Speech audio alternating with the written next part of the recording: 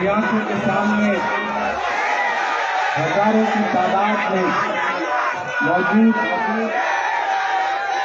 जनसावंगी के बुजुर्ग नौजवान साथी, माएँ और बहनें, सुषमा ताई जी, उनका शानदार भाषण, राजेश भैया टोपे जी, निसार देशमुख जी, मिलिंद अवहार जी, नासिर खान साहब, खाजा भाई, इब्राहिम पठान साहब, अमोल टोपे जी, अकरम बागवान साहब, मोइन इनामदार साहब, समद बागवान साहब, हैदर अली, असद बागवान, नासिर साहब।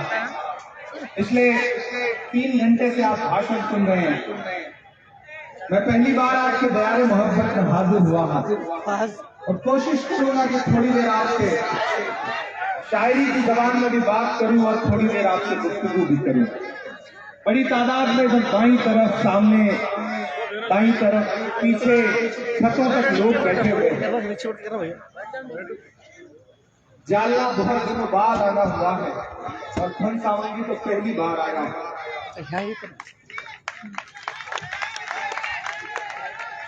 चरागों के सफर में दबदबा हो आंधियों का, चरागों के सफर में दबदबा हो आंधियों का, तो फिर अंजाम जुल्मत के सिवा कुछ भी नहीं होगा।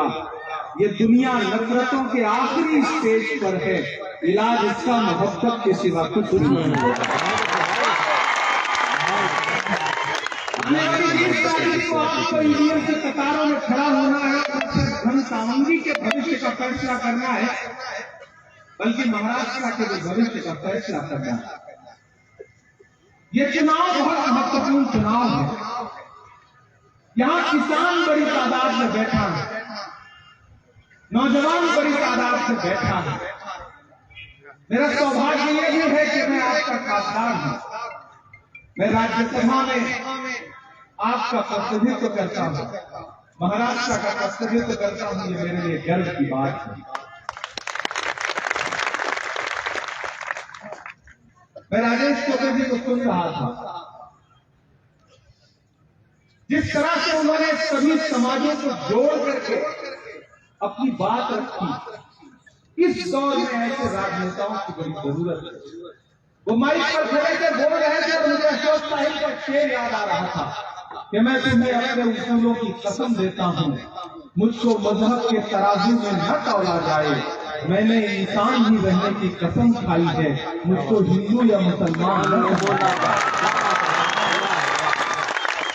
मैं आज राजेश भैया टोपे के लिए आपसे अपील करने आया हूं और सामने बड़ी तादाद में मैंने कहा कि गांव से आए हुए लोग बैठे हैं, भोले भाले लोग बैठे हैं, हर समाज के लोग बैठे हैं।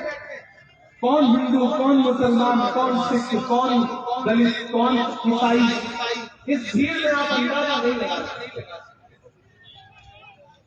ये चुनाव बहुत महत्वपूर्ण चुनाव है। दिल्ली में बैठा हुआ हाकिम ये सोचता है कि महाराष्ट्र और दिल्ली के रिमोट से चलाएगा, लेकिन ये महाराष्ट्र है, ये वीर शिवाजी महाराज की भूमि है, ये बाबा साहब अम्बेडकर की भूमि है, ये अपनी जनता के लिए लड़ने वाली धरती है। ये कभी ये स्वीकार नहीं कर सकती कि कोई दिल्ली में बैठ के इसे संचालित करे। ये चुनाव इस बात का चुनाव है कि महाराष्ट्र का महाराष्ट्र